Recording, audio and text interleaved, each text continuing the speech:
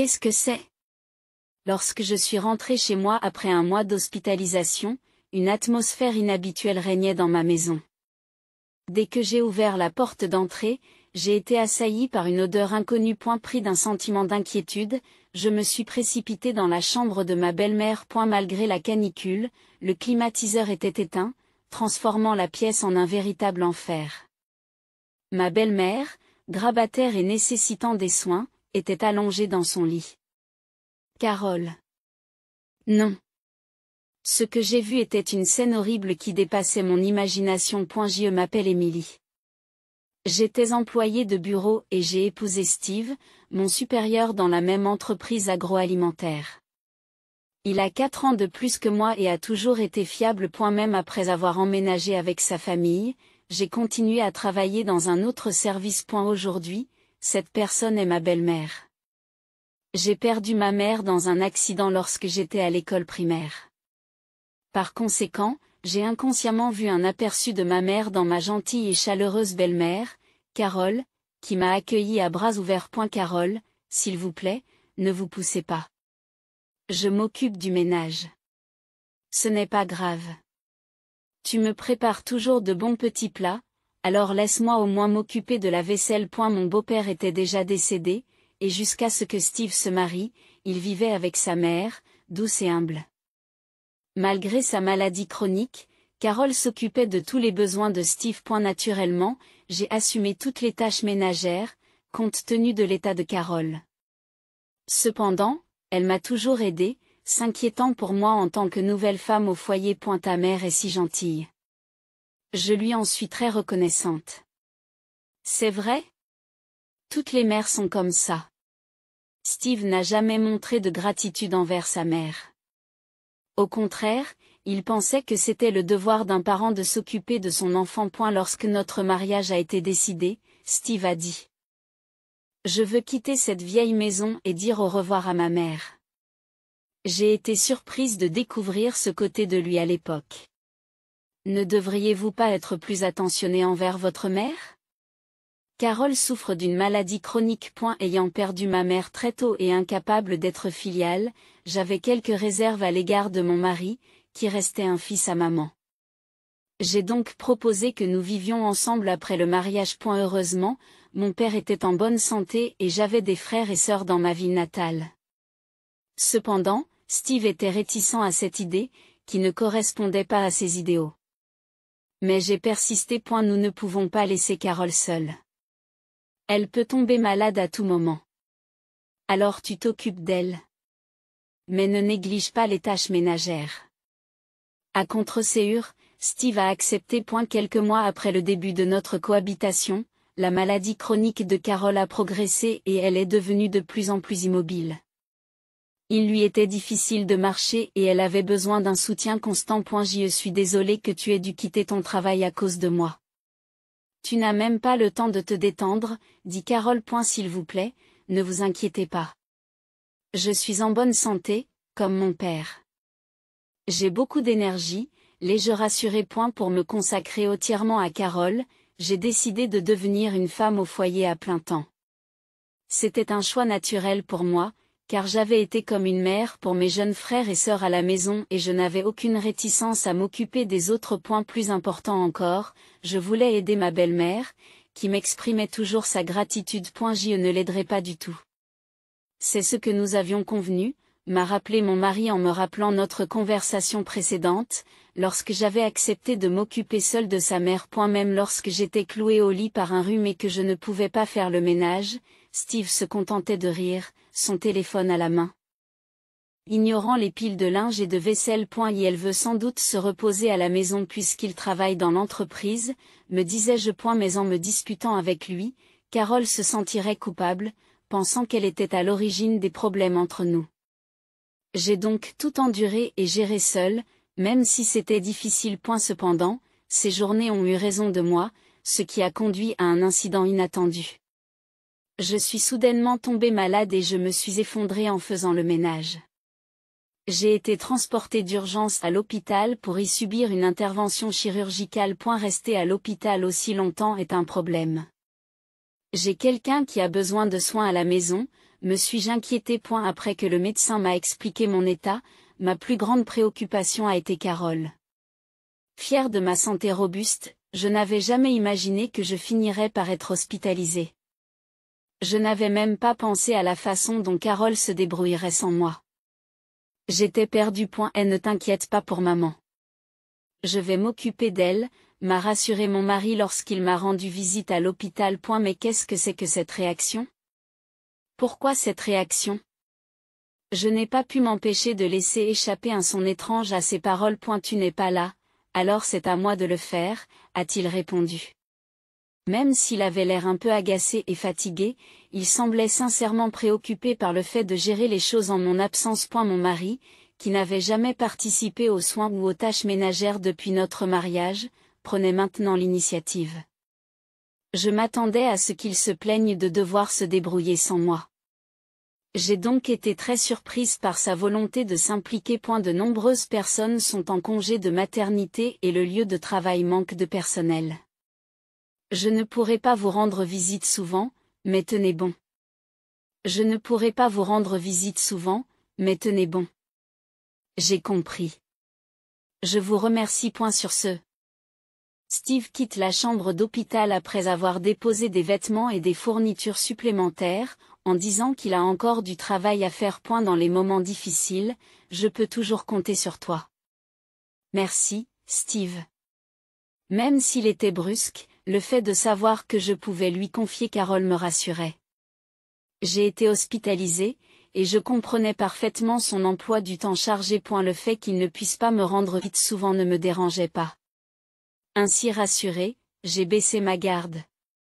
Avec le recul, j'aurais dû m'interroger sur ses intentions à ce moment-là et sur la véritable nature qu'il cachait. Après cela, mon opération s'est déroulée avec succès. La convalescence post-opératoire s'est déroulée sans problème et j'ai pu quitter l'hôpital environ 2 semaines plus tôt que prévu. Je ne m'attendais pas à ce que vous vous remettiez si vite. Le médecin a été surpris par la rapidité de mon rétablissement. Enthousiasmé à l'idée de pouvoir rentrer chez moi plus tôt, j'ai appelé mon mari avec impatience.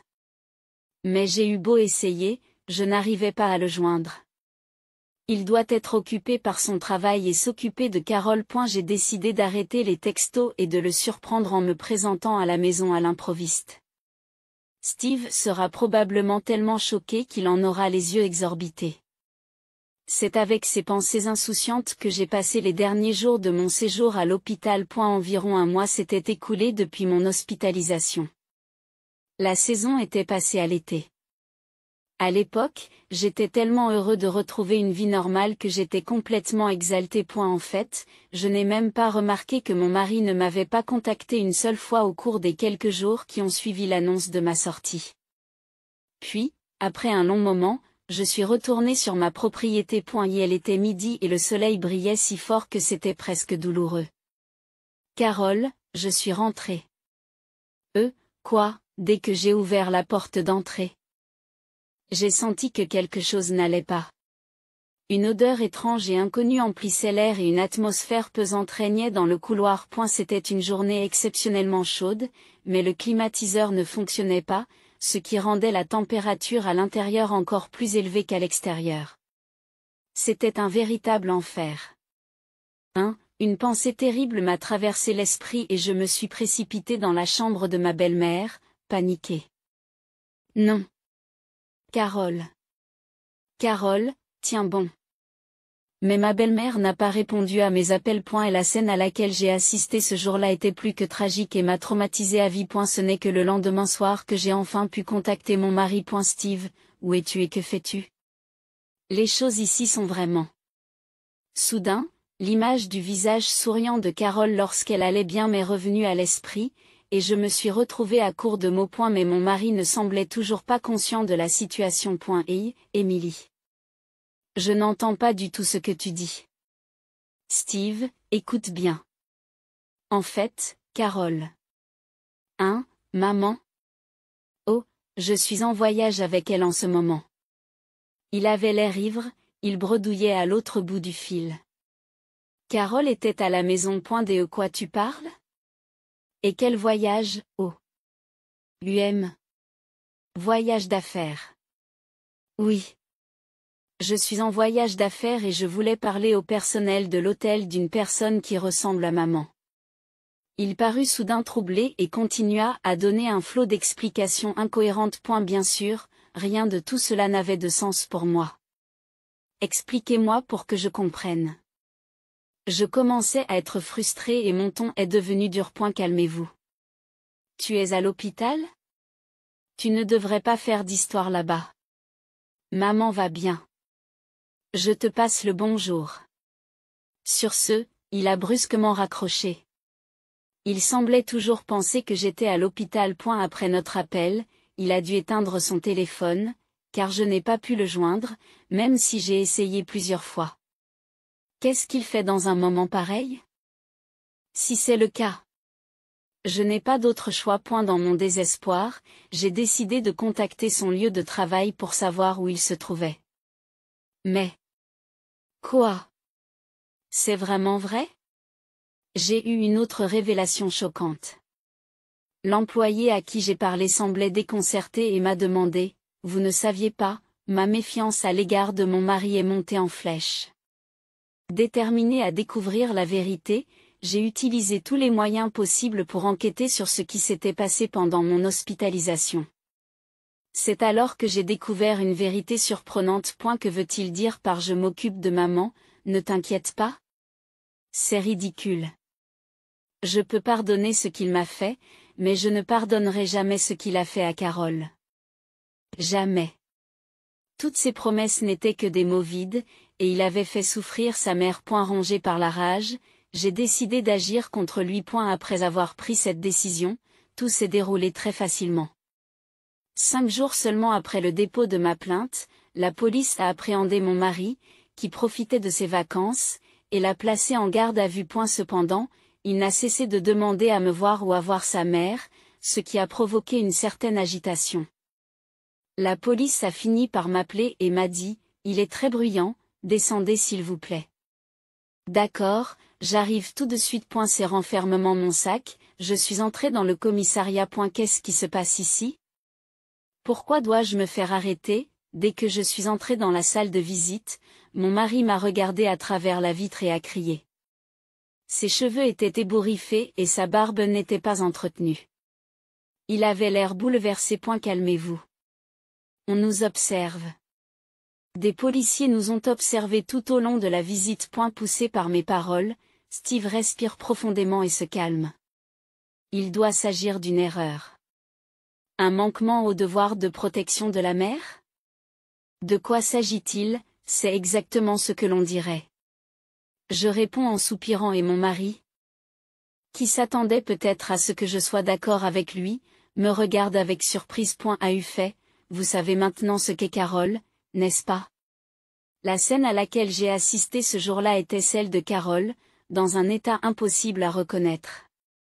La température de la pièce avoisinait les 98 degrés, comme à l'extérieur. Elle était allongée dans des vêtements souillés, complètement immobile.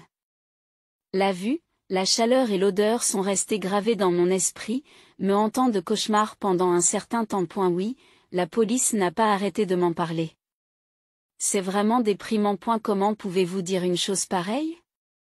Allez, ne vous énervez pas comme ça.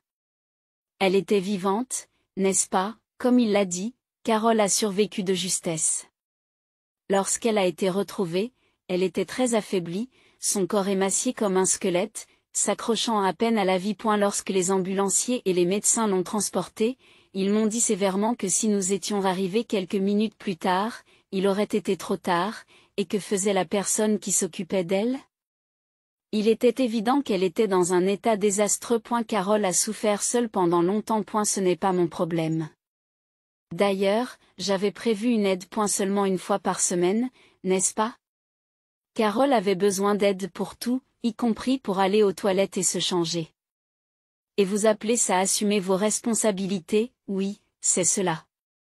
Il a répondu fermement, sans hésiter. Pendant un instant, j'ai eu l'impression de parler à un extraterrestre. Lorsque vous avez été emmené par la police, n'avez-vous pas réalisé que vous aviez fait quelque chose de mal? Non, pas du tout. Au fait, Qui a signalé nos problèmes familiaux à la police? Ce n'était pas toi, n'est-ce pas, Émilie, c'est moi. Et Carole elle-même a témoigné quand j'ai déposé la plainte. Après avoir été soignée à l'hôpital, elle s'est bien remise et a pu parler 2 jours plus tard. Vous, laissant tout à l'aide-soignante et ne rentrant pas une seule fois à la maison. Carole m'a raconté cela. Il semble que mon mari ne se soit occupé de sa mère que le premier jour, lorsqu'il m'a apporté mes vêtements de rechange. Il lui a dit qu'il partait en voyage d'affaires et est reparti le lendemain. Par conséquent, elle a dû passer tout son temps seule, à l'exception des visites de l'aide-soignante. Elle a réussi à se déplacer tant bien que mal, mais elle a fini par ne plus pouvoir sortir du lit. Même dans cet état, Carole vous a considéré, disant que ce n'était pas de sa faute. Il a dit qu'il était en voyage d'affaires. Exactement. Je travaillais. Je travaillais. Tu veux dire que je devrais sécher le travail? Intéressant. Prendre des congés payés pour aller dans une station balnéaire avec une jeune femme est considéré comme un voyage d'affaires dans cette entreprise. Je ne l'avais jamais su, bien que j'y travaille depuis que je suis diplômée. Alors que je prononçais ces paroles d'une traite, mon mari m'a de nouveau regardé avec surprise. Comment l'avez-vous su? Vous pensiez que je ne le saurais pas? Tu m'as vraiment sous-estimé. C'est arrivé lorsque j'ai voulu contacter mon mari et que j'ai appelé son lieu de travail.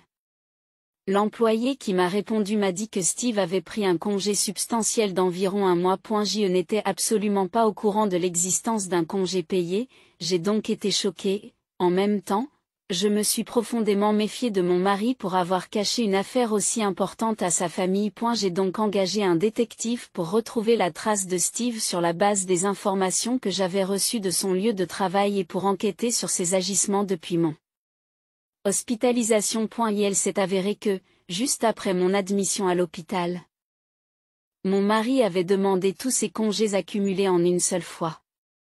Il pensait probablement qu'il serait insupportable que Carole décède pendant son absence. J'ai également découvert qu'il avait engagé une aide-soignante pour elle. Si je n'avais pas été licenciée plus tôt, Carole n'aurait peut-être pas survécu. J'ai grogné contre mon mari, je lui ai jeté un regard noir, mais à ma grande surprise, il a affiché une expression d'exaspération. C'est pour cela que j'ai dépensé une fortune pour engager une aide au cas où quelque chose arriverait. Ce n'est pas moi la méchante. En effet, Carole m'avait dit que l'aide-soignante qui s'occupait d'elle faisait un travail minutieux. Les dossiers de soins étaient détaillés et méticuleux, et ils ont même contacté mon mari pour confirmation. Cependant, le vrai problème était ailleurs. Steve, j'ai entendu dire que vous aviez ignoré toutes les suggestions de l'aide-soignante. Il semblait que les visites hebdomadaires étaient loin d'être suffisantes compte tenu de l'état de Carole. L'aide-soignante avait proposé d'augmenter le nombre de visites, mais mon mari n'a pas voulu l'écouter et a fini par résilier brutalement le contrat. Comment Carole pouvait-elle vivre seule sans aucune aide? À quoi pensiez-vous? Expliquez-vous. Ces types étaient tellement ennuyeux, ils me disaient toujours de faire ceci ou cela. Et ça coûte de l'argent. En plus, vous n'avez pas ignoré l'avertissement de l'aide-soignante concernant la panne de l'air conditionné? C'est pour cela qu'il faisait une chaleur insupportable à l'intérieur. J'ai confirmé tout cela auprès de la société d'aide familiale. Apparemment, la personne en charge de Carole avait été prévenue par mon mari. Je passe à un service qui fournit de meilleurs soins, donc je résilie le contrat avec vous. Il n'avait donc jamais imaginé que Carole finirait par être négligée. Steve, tu me l'as dit. Ne t'inquiète pas, je m'occupe de tout, n'est-ce pas? Pourquoi as-tu fait des promesses aussi vides? Ça ne sert à rien de me reprocher ce qui est déjà arrivé. Bon sang, tu es vraiment ennuyeux. Elle a commencé à marmonner des excuses, mais tout ce qu'il a dit m'a exaspéré, car c'était aussi de l'égoïsme. Et pour la liaison, tu pensais vraiment que ça ne me ferait pas de mal? Mais il n'y avait rien à faire. Après avoir vu t'occuper de cette vieille femme, je ne pouvais plus te voir comme une femme. Qu'est-ce que tu viens de dire? Répète-le. J'ai crié avec colère, ce qui a provoqué une légère crispation chez le policier qui se tenait derrière mon mari. Je m'excuse. Je me suis excusée d'avoir perdu mon sang-froid et je me suis rassise. Je voulais juste m'amuser un peu. Je me sens mal à l'aise. Il a marmonné cela sans me regarder dans les yeux, comme un enfant boudeur qu'on a grondé. Au fond de lui, il pensait probablement encore qu'il n'était pas fautif. Mais il s'est probablement rendu compte que s'il ne disait pas une chose pareille, ma colère ne s'apaiserait pas et que cela nuirait à son dossier auprès de la police. Il a donc essayé d'être malin. Vous ne vouliez pas vous occuper de votre mère et ne vouliez pas être responsable d'elle. C'est toujours ce que vous ressentez? Je ne sais pas. Son refus de le nier montrait clairement qu'il restait délibérément vague pour éviter tout conflit. C'est à ce moment-là que je l'ai abandonné. J'ai compris quel genre de personne tu étais. Je pensais pouvoir t'attendre si tu avais vraiment des remords et si tu étais prêt à expier tes péchés, mais c'est impossible. Me sentant stupide d'avoir une serait-ce qu'une lueur d'espoir, j'ai sorti les papiers du divorce de mon SAC. Je divorce et tu vas payer pour ce que tu as fait à Carole. Je demanderai une pension alimentaire, alors prépare-toi. Non, attendez. S'il te plaît, ne fais pas ça. Pourquoi tu dis ça maintenant? Après tout ce qui s'est passé, je ne comprenais pas pourquoi il résistait alors que la situation était si claire. J'ai poussé un profond soupir. Complètement déconcerté. Steve m'a supplié. Je voulais juste m'amuser un peu. Emily, tu es la seule que j'aime. Je t'en prie, crois-moi. Je ne peux plus supporter de te voir. Tu ne comprends pas, si tu pars, qui va s'occuper de ma mère? Au bout du compte, tu ne vas pas l'abandonner elle aussi? Parler de sa mère dans un moment aussi désespéré, sa nature pourrie me rendait malade. Carole a décidé de vendre la maison et de déménager. Où va-t-elle? Je n'en sais rien. Elle m'a dit de vous dire que je ne serai plus sur votre chemin. Alors n'hésitez pas à vous amuser. C'est pas génial. Ayant délivré le message que Carole m'avait demandé de transmettre, je commençais à rassembler mes affaires. Je vous remercie pour le temps que vous m'avez consacré. Cette réunion est terminée. Steve a appelé. Attendez. Il y a un procès qui arrive. Tu ne peux pas témoigner que je n'ai rien à me reprocher? Allez, viens. Je suis désolée. Faites quelque chose. S'il vous plaît. Je n'ai pas l'intention de vous défendre et je ne paierai pas votre caution. Réfléchissez à vos actes. Dis-je fermement. Mon mari m'a regardé avec une expression à la fois larmoyante et furieuse. Steve a craqué. Pourquoi fais-tu cela? Tu es une femme si froide. C'est pour ça que je t'ai trompé. Dis ce que tu veux.